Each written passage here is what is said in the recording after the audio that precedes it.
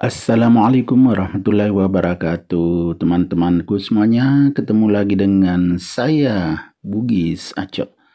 Semoga semuanya sehat-sehat selalu dan dimurahkan rezekinya. Video kali ini saya akan mereview tentang Aglonema silver atau biasa juga disebut Sri Rezeki. Aglonema silver ini mempunyai daun yang berwarna silver, menjadikannya semakin unik. Karena keunikannya ini sehingga menjadi semakin cantik, beda dengan aglonema lainnya. Teman-teman bisa lihat, ini warna daunnya silver, makanya disebut aglonema silver atau nama lainnya Sri Rezeki. Ini sangat cantik, perpaduan warna hijau kemudian silver itu menjadikan semakin cantik, dan tanaman ini tidak sulit merawatnya. Bagaimana agar bisa sehat, tumbuh subur seperti ini? Silakan mengikuti saya sampai akhir video ini. Ini sangat subur, ini baru dipindahkan ya teman-teman. Ini dari pot kecil, karena sudah tumbuh besar, sehat dan subur, maka kami pindahkan ke pot yang lebih besar. Ya ini ya, itu kelihatan medianya masih baru, ini baru dipindahkan. Waktu ditanam dulu dari bonggol ini, kemudian tumbuh menjadi subur seperti ini. Ini sudah sangat besar, sudah remaja. Jadi ini ya, kalau kita menanam aglonema itu kalau sudah besar dipindahkan juga ke pot yang lebih besar, jadi menyesuaikan. Kemudian bisa dilihat ya, jadi merawatnya itu tidak terlalu sulit seperti aglonema lainnya, atau tidak ribet sih teman-teman ya. Cukup medianya ya seperti biasa, ada sekamnya, bisa sekam mentah dengan bakar. Kemudian ini saya campur kompos. Kenapa saya campur kompos? Karena tidak terlalu rewel, ini bisa tumbuh aja dengan subur. Tuh sangat cantik kan teman-teman.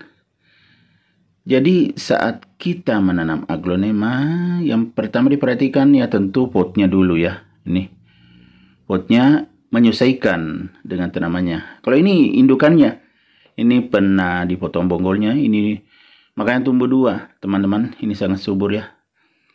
Itu tadi yang satunya bonggol, kalau ini aslinya indukannya. Jadi kalau kita menanam aglonema itu diperhatikan pertama potnya menyesuaikan, kemudian lubangnya juga jangan lupa. Tuh cantik kan, agar saat disiram tidak mengendap airnya langsung keluar atau terbuang. Jadi bebas dari bakteri. Kalau mengendap tentu akan menjadikan tanaman menjadi kerdil, bahkan mati karena bisa tumbuh jamur dan bakteri. Ya, ini sangat cantik, ini daun mudanya yang di atas itu. Kemudian yang di bawah itu betul-betul warna silver. Selain potnya ya menyesuaikan dan juga lubangnya yang bagus, medianya biasanya aglonema itu media sekam bakar dengan sekam mentah yang dicampur biasanya 50%. Ya mentah 50% sudah dibakar. Tetapi yang jenis ini boleh dicampur dengan kompos. Ini teman-temannya, komposnya sekitar 50%. Tetapi tetap tumbuh subur. Itu yang kedua medianya. Yang ketiga penyiramannya. Aglonema termasuk juga tanaman lain tidak boleh terlalu sering disiram. Cukup disiram saat tanahnya kering. Jangan sampai juga terlalu kering. Kalau terlalu kering ya tentu bisa mati. Ya ini ya, bisa dilihat sangat subur. Ini yang 3 batang atau 3 yang tumbuh sudah dewasa ini.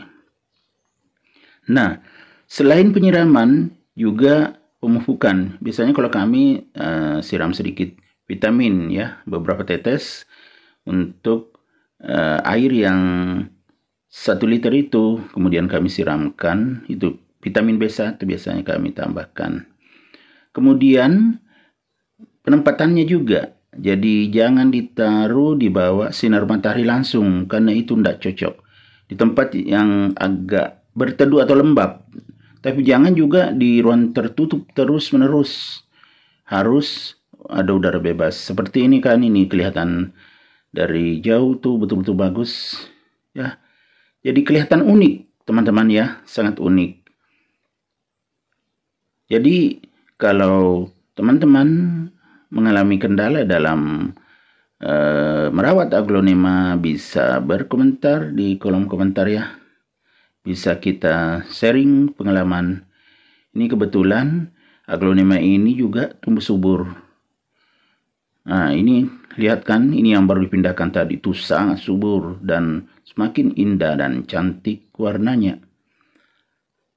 Teman-teman ya, kalau keseringan disiram juga becek, jadi tidak boleh, bisa juga mati. Begitu juga terlalu kering, jadi disiram secukupnya saja.